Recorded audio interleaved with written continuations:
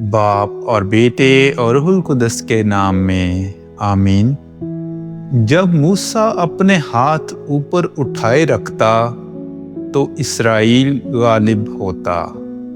ہمارے لیے آج کی تلاوت خروج کی کتاب اس کا 17واں باب اور اس کی 8ویں آیت سے لے کر 13ویں آیت تک۔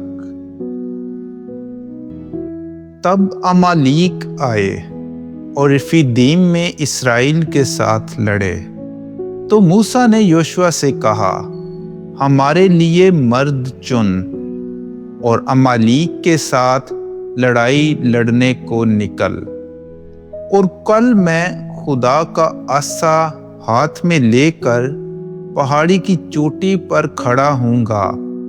تو یوشوا نے جیسا اس سے موسیٰ نے کہا تھا کیا، اور امالیک کے ساتھ لڑائی لڑی، اور موسیٰ اور ہارون اور ہور پہاڑی کی چوٹی پر چڑھے۔ اور ایسا ہوا کہ جب موسیٰ اپنے ہاتھ اوپر اٹھاتا تھا اسرائیل غالب ہوتا تھا، اور جب نیچے کرتا تھا تو امالیک غالب ہوتا تھا۔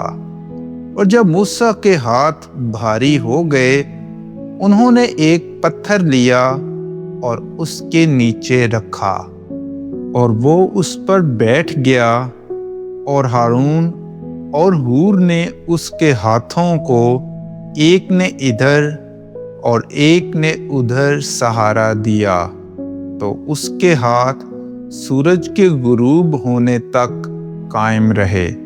اور یوشوا نے امالیک اور اس کے لوگوں کو تلوار کی دھار سے شکست دی۔